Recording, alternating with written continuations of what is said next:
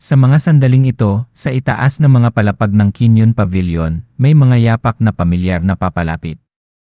Ang mga taong ito ay walang iba kundi ang mga disipulo ni Wang Feng. Pagpasok nila, nagsimula silang tumingin sa paligid at napanganga sa pagkamangha.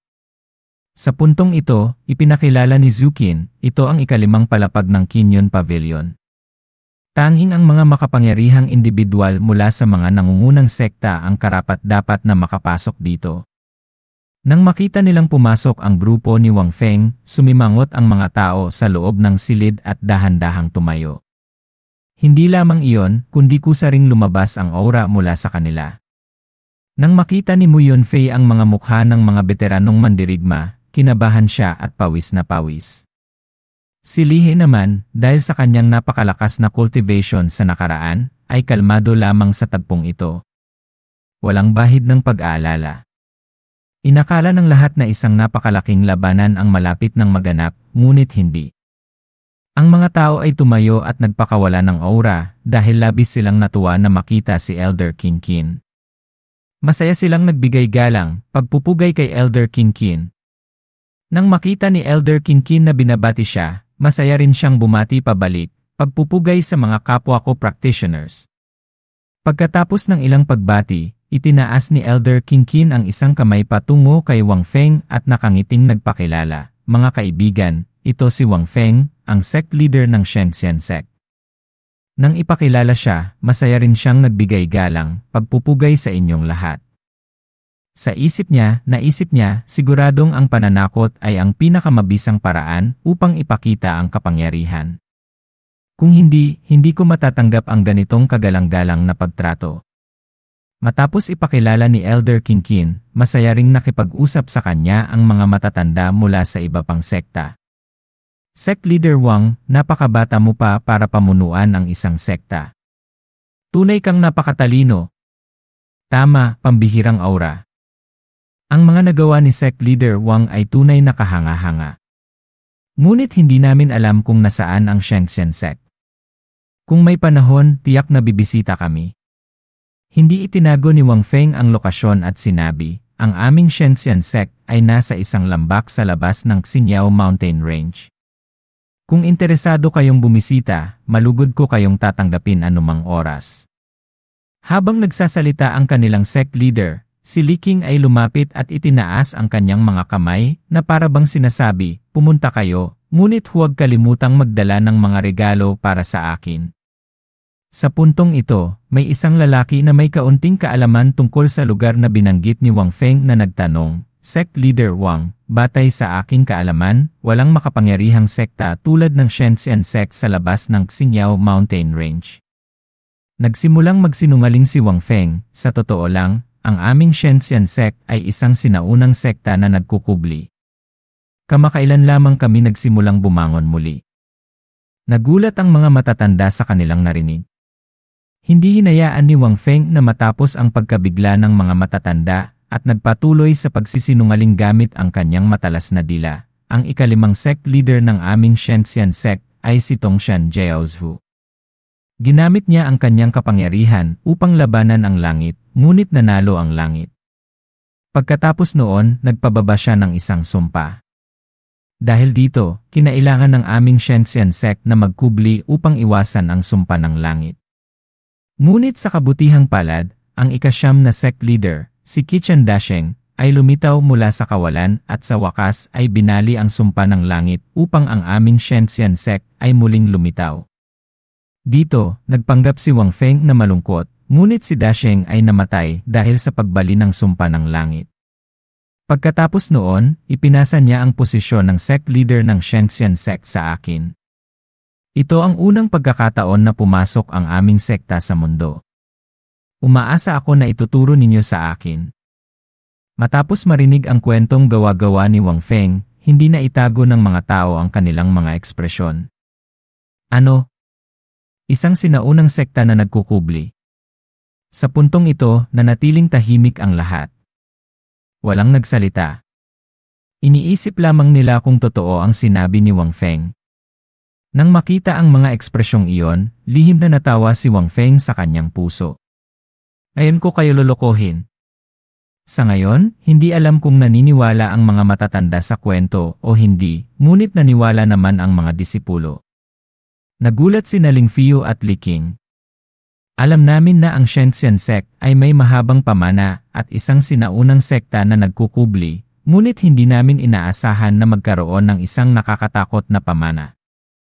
Masayang ngumiti si Damo Huansha. Mayroon kaming isang napakalakas na sekta bilang aming suporta. Kailangan ko pa bang matakot kay Mayaori Daizu? Sa unang pagkakataon na marinig ni Mu Yunfei ang impormasyong ito, nagulat din siya. Labanan ng langit. Higit pa rito, talo lamang siya ng kaunti. Gaano katakot ang pagkatao na yon? Bagamat nagpanggap pa ring cool. Si Lihei, pinagpapawisan na rin siya. Maaari bang laging may isang makapangyarihang individual na gigising sa Shenzhen sect?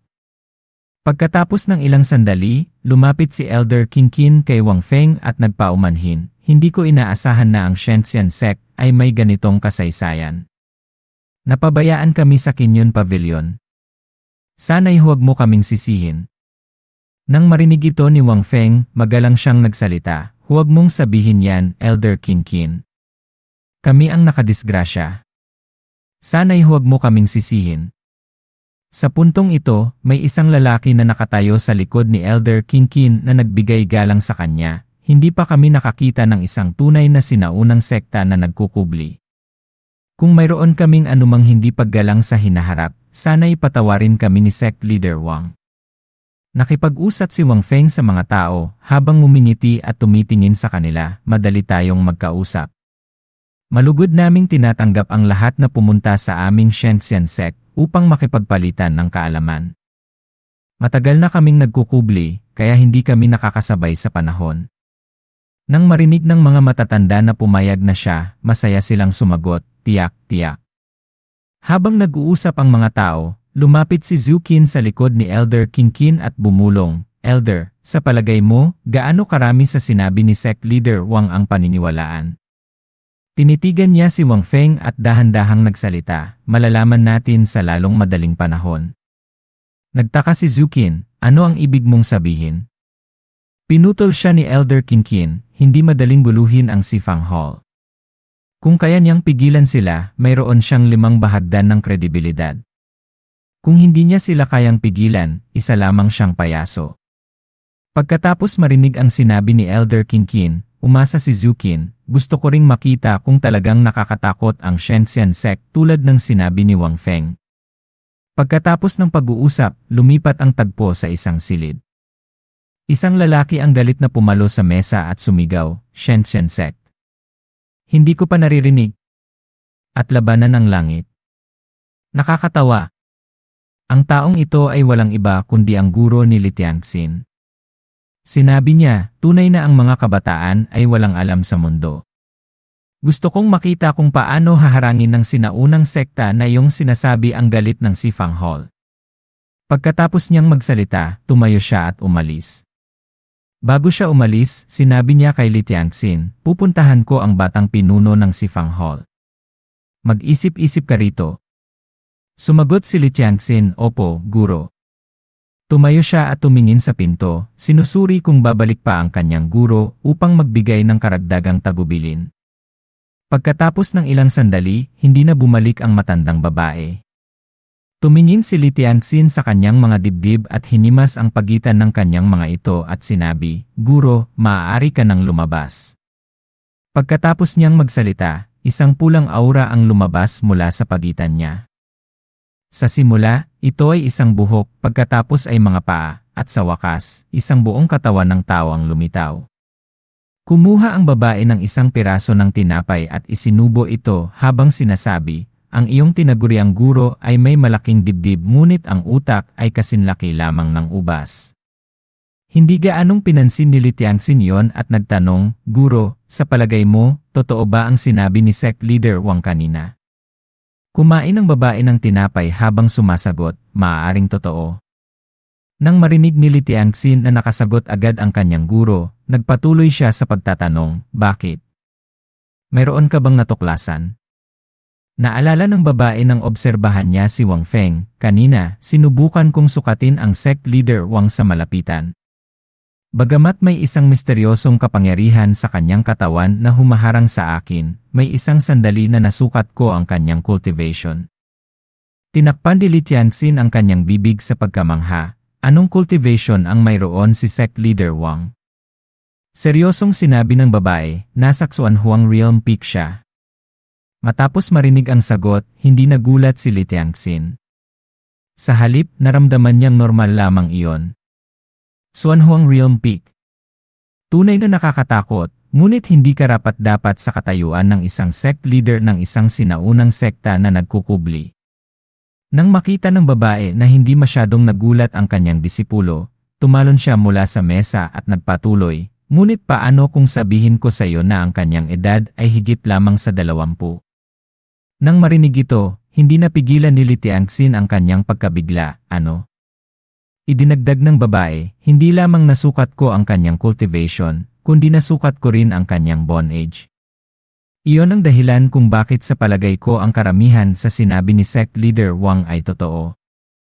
Pagkatapos marinig ito, nanlaki ang mga mata ni Li Tianxin at tinakpan ang kanyang bibig gamit ang kanyang mga kamay upang hindi sumigaw sa takot. Mahigit 20 taong gulang pa lamang siya, ngunit nakarating na siya sa Xuanhuang Realm Peak. Natatakot ako na walang sinuman sa 3 imperyo ang nakakita ng isang henyo na kayang gawin iyon,